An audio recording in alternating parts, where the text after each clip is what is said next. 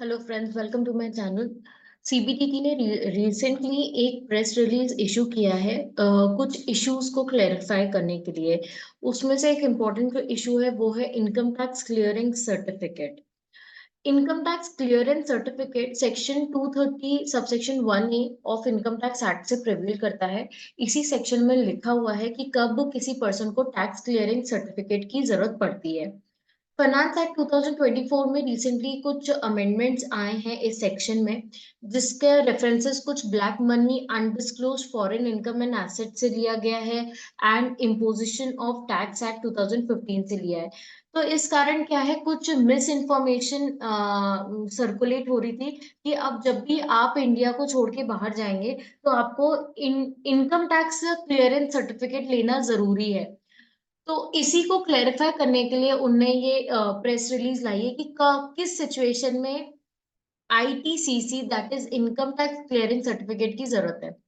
Section 230 subsection 1 of income tax act 1961 relates to obtaining of a tax clearance certificate in certain circumstances। कुछ certain circumstances बताई गई है इसी section में, जिस circumstances में ये सर्टिफिकेट की रिक्वायरमेंट होती है। और किन पर्सन को जरूरत है? By person domiciled in India. The said provision as it stands come into statute through the finance act 2003। Finance act 2003 से ये सेक्शन लेकर आए थे। Importance of tax clearance certificate तभी से आया था। अब क्या है, finance act 2024 has made only an amendment in section 231 of the act wide which reference of the black money and imposition of tax act 2015 has been inserted in the said section। इस section में amend क्या किया है, बस ये references लेकर आए हैं black money and imposition of tax act को लेकर। This insertion has made to include cover the liability under the Black Money Act in the same manner as the liability under the Income Tax Act। कुछ नहीं, इसमें उन्होंने यही बस change किया है कि जो ब्लैक मनी एक्ट में लाइबिलिटी मेंशन है, वो ही सेम लाइबिलिटी इस सेक्शन में भी लेकर आ गए हैं। And other act dealing with direct taxes for the purpose of section 231A of income tax in 1961। There appears to be a misinformation about the said amendment emanating from incorrect interpretation of the amendment. It is being erroneously reported that all Indian citizens must obtain income tax clearance certificate before leaving the country। This position is factually incorrect। तो जो interpretation यही draw हो रहा था कि जितने भी Indian citizen है जो फॉरेन जाना चाहते हैं, उनको compulsory income tax clearance certificate लेना है। As per Section 230 of the Act, every person is not required to obtain a tax clearance certificate. Only certain person in respect of whom circumstances exist, which makes it necessary to obtain a tax clearance certificate, are required to obtain the said certificate. This position has been in the statute since 2003 and remains unchanged even with the amendment by Finance Act 2024। तो section 230 है, उसमें ना सारे person को ये certificate लेने की जरूरत नहीं है। बस कुछ ही पर्सन जिनके ऊपर कुछ सर्कमस्टांसेस एग्जिस्ट कर रहे हैं, जिसके कारण उनको ये टैक्स क्लियरेंस सर्टिफिकेट लेना पड़ रहा है। और ये इसी सेक्शन में बताया गया कौन कौन से सर्कमस्टांसेस होते हैं जिस केसेस में आपको टैक्स क्लियरेंस सर्टिफिकेट लेना पड़ता है।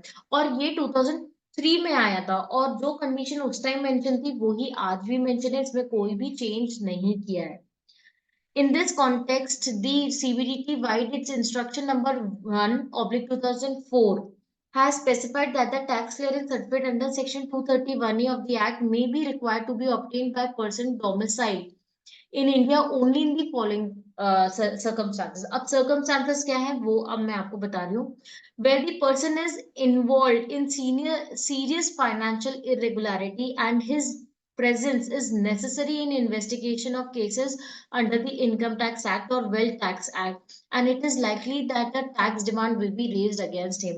तो सबसे पहले जो कंडीशन वो ये है कि जो इंडियन सिटीजन है जो जाना चाहता है बाहर, उसके अगेंस्ट में एक सीरियस फाइनेंशियल इरेगुलरिटी चल रही है, एक बड़ा केस चल रहा है, जिस केस के लिए इन्वेस्टिगेशन के टाइम पे उसका होना जरूरी है।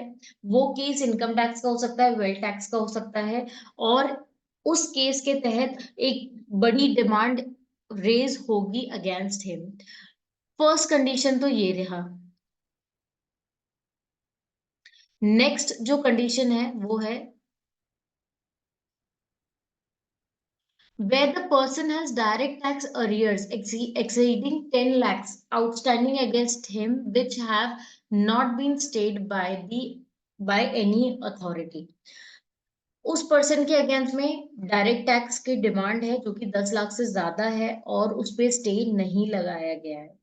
अगर ये दो सर्कमस्टांसेस एग्जिस्ट करते हैं तो उस पर्सन को टैक्स क्लियरेंस सर्टिफिकेट लेना जरूरी है। Further, a person can be asked to obtain a tax clearance certificate only after recording the reason for the same and after taking approval from Principal Chief Commissioner of Income Tax or Chief Commissioner of Income Tax। Tax clearance certificate कब जरूरत होगी? जब principal chief commissioner और chief commissioner approval दे देंगे in recording the reason why tax clearance certificate is required. In view thereof, it is reiterated that the ITCC, that is Income Tax Clearing Certificate, under Section 231A of the Act is needed by a resident domiciled in India only in rare cases, such as where a person is involved in serious financial irregularities or where a tax demand of more than 10 lakhs is pending, which is not stayed by any authority। तो ये दो condition बताई गई है। इसी condition इन्हीं circumstances में आईटीसीसी जरूरत है किसी पर्सन को। पहली है सीरियस फाइनेंशियल इरेगुलरिटी एंड दूसरी है टैक्स डिमांड है जो आउटस्टैंडिंग जो कि 10 लाख से ज्यादा की है और उसमें कोई स्टे नहीं लगाया गया है। होप आपको ये प्रेस रिलीज समझ आई होगी और इस टॉपिक पे क्लियर हुए होंगे कि आईटीसीसी कब जरूरत होती है। तो प्लीज वीडियो को लाइक करें एंड चैनल को सब्सक्राइब करें। Thank you.